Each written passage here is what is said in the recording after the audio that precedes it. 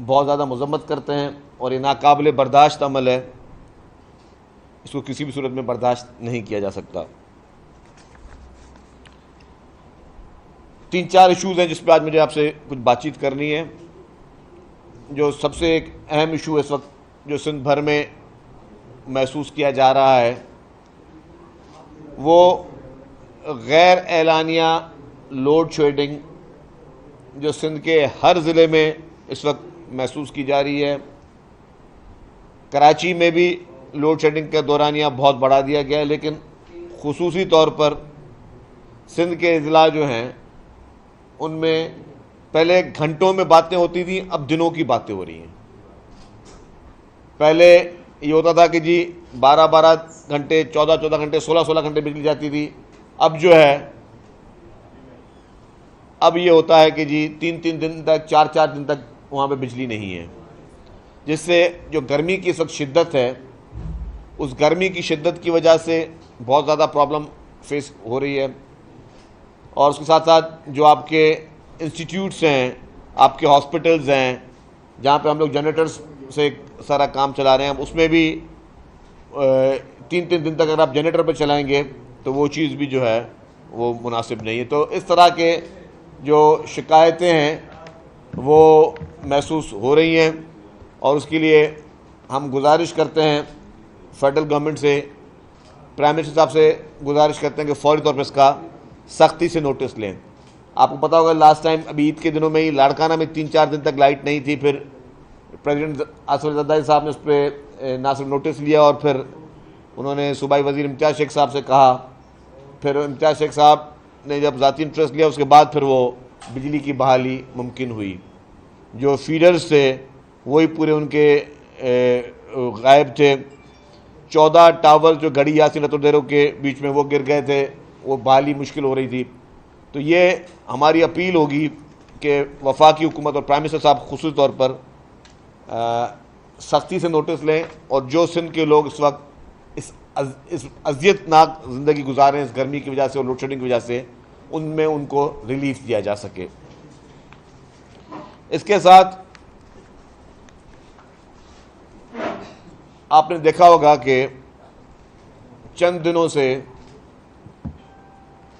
جماعت اسلامی بہت برے طریقے سے حکومت سندھ کے خلاف اور پیپلز پارٹی کے خلاف من گھڑت پروپیگنڈا میں مصروف ہے۔ جماعت اسلامی جس کی شکست جس کو نصیب ہوئی، اور شکست اس لیے نصیب ہوئی کہ جماعت اسلامی کے پاس نمبرز پورے نہیں تھے۔ جماعت اسلامی جو الزامات حکومت سندھ پہ لگا رہی ہے وہ بتائے کہ ان کی سیٹیں کتنی تھی، ہماری سیٹیں کتنی تھی۔ یہ تو نہیں تھا کہ جی ہماری سیٹیں کم ہوں اور جماعت اسلامی کو ہاری ہو، ہماری سیٹیں ان سے زیادہ تھیں، ان کی سیٹیں کم تھیں۔ جو پی ٹی آئی کے ممبرز ان کو ووٹ نہیں دیا وہ انہوں نے جماعت اسلامی کے کرتوتوں کی وجہ سے نہیں دیا، جس کی کل بھی میں دیکھ رہا تھا، اخباروں میں بھی پڑھ رہا تھا، جو press conference P T I کے ان ممبروں نے کی ہے، انہوں نے کہا کہ جی ہماری پی ٹی آئی کی قیادت نے بھی ہمیں کہا تھا کہ ہم کچھ وجہ جماعت اسلامی کے ساتھ نہیں بیٹھیں گے۔ انہوں نے ان قیادت کے نام بھی لیے بیٹھ کر کہ ہم جماعت اسلامی کے ساتھ بیٹھنے کے لیے تیار نہیں ہیں۔ تو اگر ووٹ پی ٹی آئی نے نہیں دیا اور آپ اپنا پورا نزلہ جو ہے وہ آپ گرا رہے ہو پیپلز پارٹی پہ یا سندھ حکومت پہ، تو یہ ناجائز بات ہے۔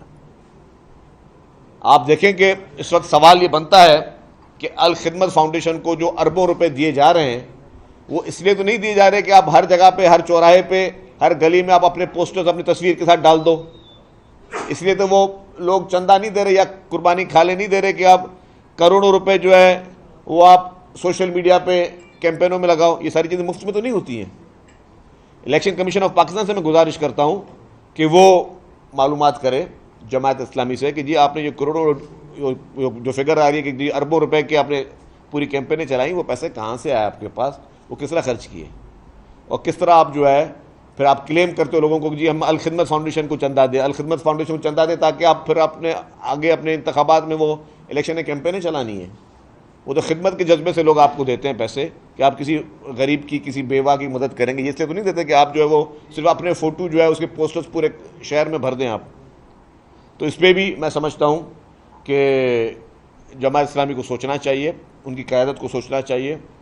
الزام تراشیوں کے ساتھ ساتھ جماعت اسلامی کو نکلنا چاہیے۔ اور ساتھ طور پہ